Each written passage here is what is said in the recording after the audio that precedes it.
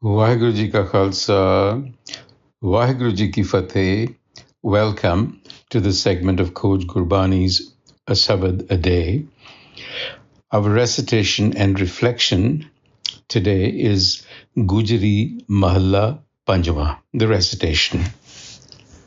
Gujari Mahalla Panjwa, Ahanbudh Bahut Saghan Maya, Mahadhir Garog, हर नाम औखद गुर नाम दीनो करण कारण जोग मन तन बाछिय जन धूरी कोट जन्म के लहे पातिक गोबिंद लोचा पूरी रहाओ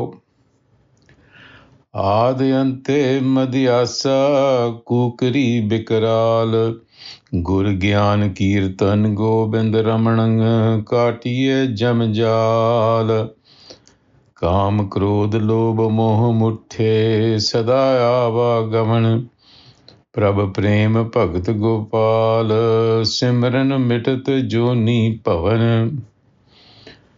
मित्र पुत्र कलत्र सुर हृद दीन ताप जलंत जप राम रामा दुख निवारे मिले हर जन संत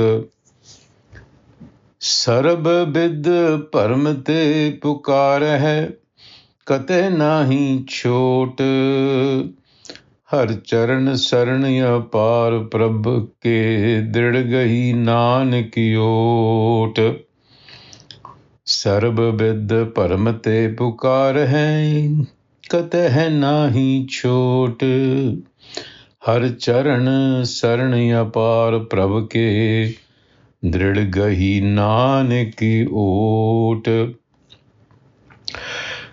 Guru Arjan speaks about our primal affliction, haume, and his advice on how to address this primal affliction that we have, which is the source of our sorrow, of our unhappiness. He says, Manatan bachiye jan turi. Manatan, it's an action here, with the mind, with the body. In other words, with your whole being, bachiye, seek, janaturi, the dust of the feet of the Jan. The Jan is plural here, meaning the servants of God or the servants of the self of Akal Purakh. Who might these be? The reference is to the Gur, to the Guru. In other words, they are enlightened beings who have recognized the essential self within. So seek them out. So when he says, be like the dust of their feet, it's a metaphor for emulation. What Guru Arjan is telling us is to follow in the footsteps of the Jan, those who are servants. What that implies is apprentice yourself to those who are evolved, who become enlightened sources for you, and who are committed, enslaved to service of humanity. That is the essential condition. Because the self that we speak about, the har, it is actually a signification of a collective. It is a collective of which each one of us has a slice. A slice of that is present in each one of us. So the Guru says, if you follow the Guru, if you follow in the footsteps of those who are servants of humanity, you will be rewarded with discernment of the self. In other words, you will begin to understand your own authentic nature. You will begin to disassociate gradually with body identification. You will recognize your authentic nature.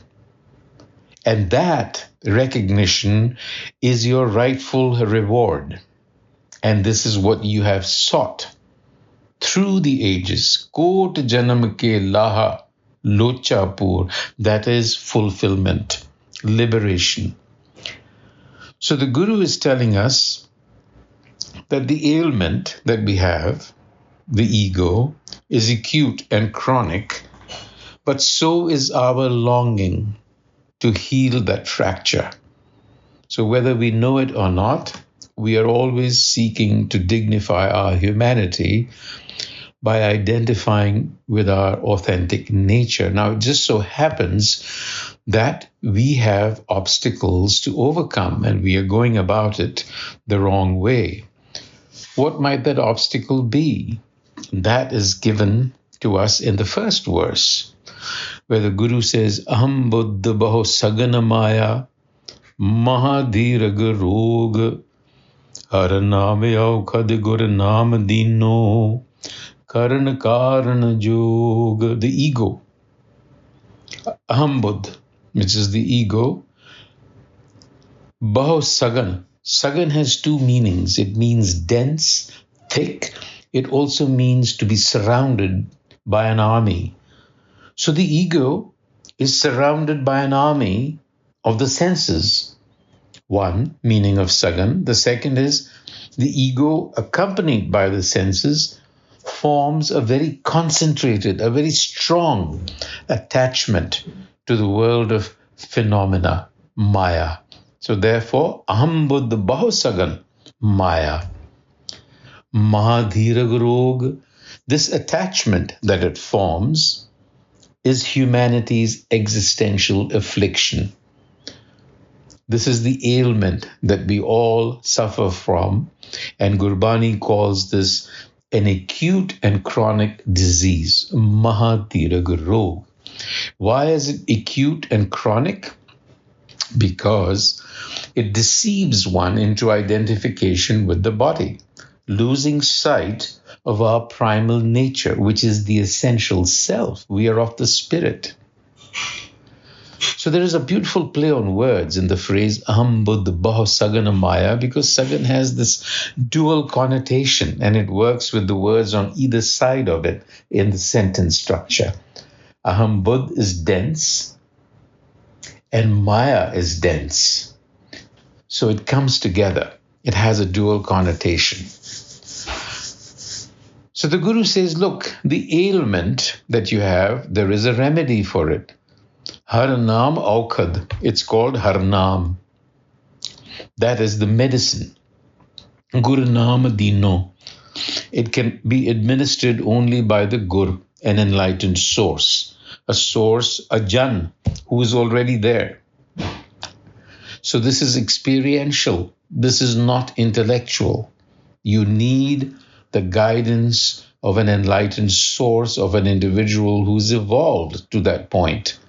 Only then are you going to be able to overcome this affliction of the ego, because it gives you a sense of a separate self. So the remedy is wisdom of self-knowledge, in other words, self-realization.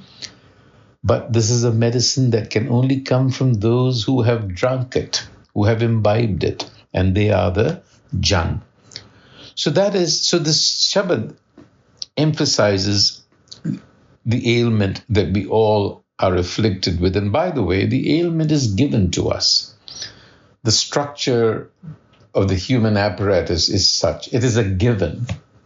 It is not something that this is our starting default position. And from here, we have to recover our true selves. And this strong attachment to the world, the Guru says, is like the dreadful greed of a dog.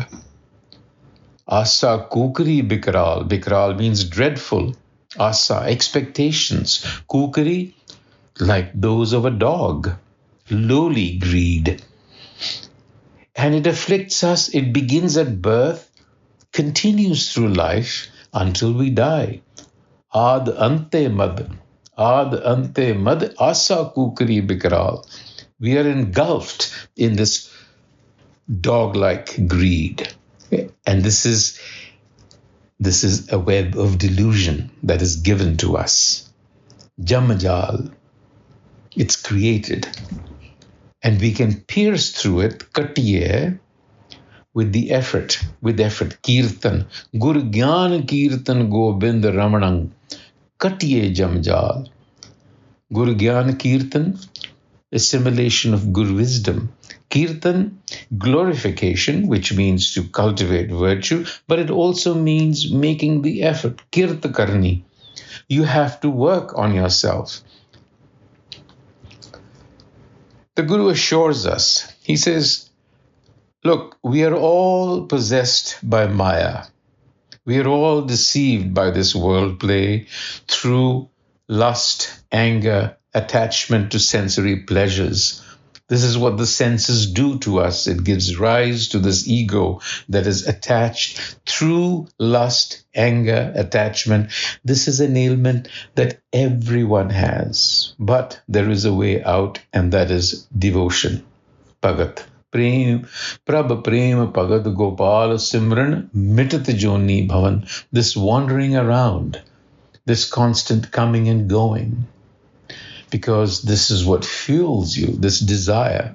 The desire within you is the desire of God, but you have to be able to distinguish between the two. What is hukam and what is haume? And the problem is, haume overlays hukam, and we are never able to tell the difference, which is why we need a jan, we need a gur, someone who can tell you.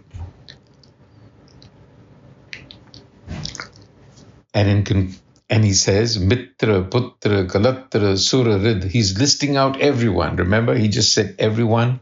So friends, offspring, spouse, even the gods. We all suffer from the ego, and it has three fevers, three different kinds of fevers. Mental, physical, and delusional. Teen tap jalant. We are burning in fires of three kinds. Mental, physical, and delusional. Anguish, distress at all levels.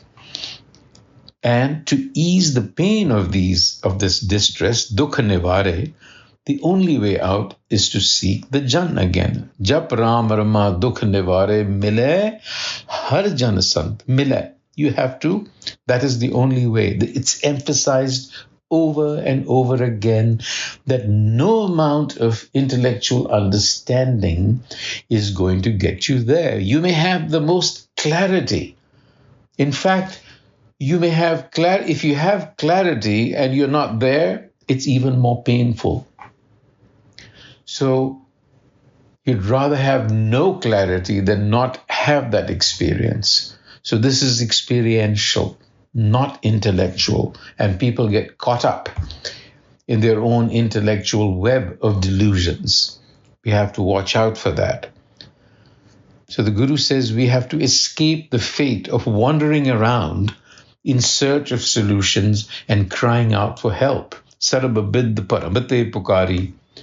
But freedom from the affliction of ego will remain elusive, kate nai short, as long as you don't hang on to Drid Gahi Nanak Ot, the feet of the self, Har Charan, teachings, wisdom. Wisdom is what? And now wisdom is embodied by virtue through character building. That is what you have to do. You have to reflect on that. You have to have discernment. Vaheguru Ji Ka Khalsa, Vaheguru Ji Ki Fateh.